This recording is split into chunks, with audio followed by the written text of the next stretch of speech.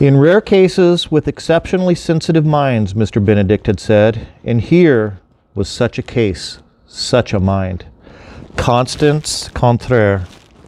The development shocked them all, especially Constance, who was so disturbed by it she spent the evening with her head under her pillow.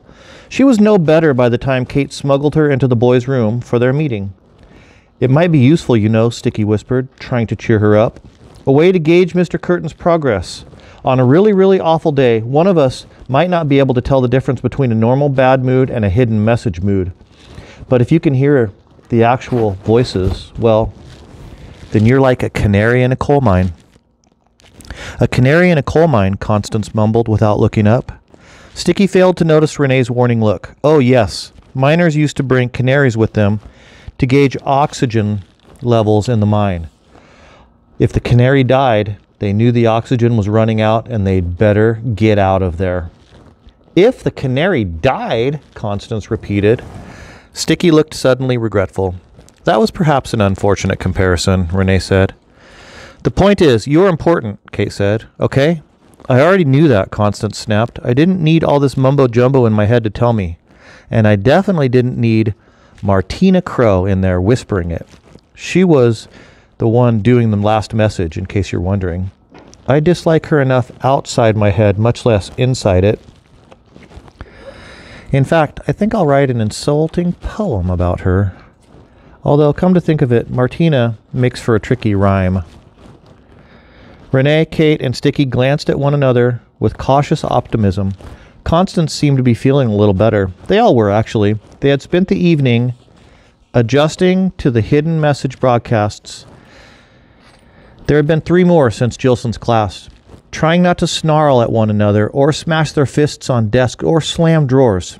Studying had been positively excruciating, like trying to read while someone bangs out an annoying tune on a piano, with their fingers on the wrong keys at that.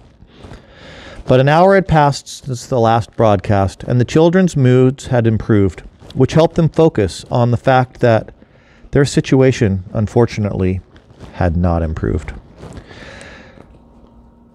The thing to come was getting closer. Mr. Curtin was not broadcasting his messages at full power yet. Otherwise, all 4 of them would hear voices, not just Constance. But matters had obviously worsened, and the children had only just arrived on the island.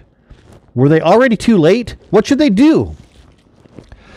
Coast is clear, Sticky said when he'd climbed onto the television and looked out the window. He took the flashlight from Kate. What should I say?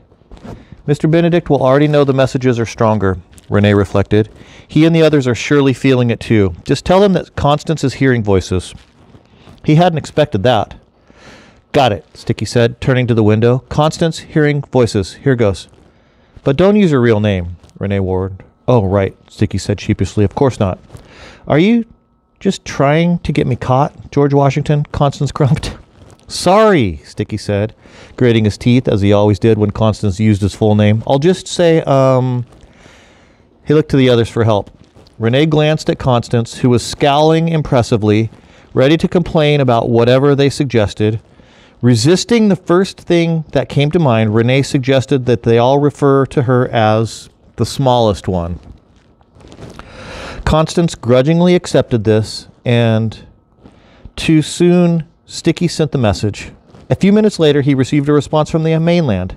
Time is shorter than we thought. Thus, to get what must we got, you must become what you are not.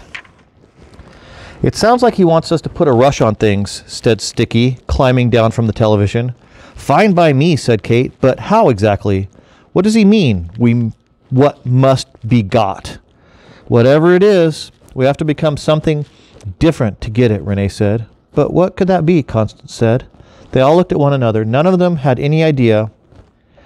They didn't even know where to start.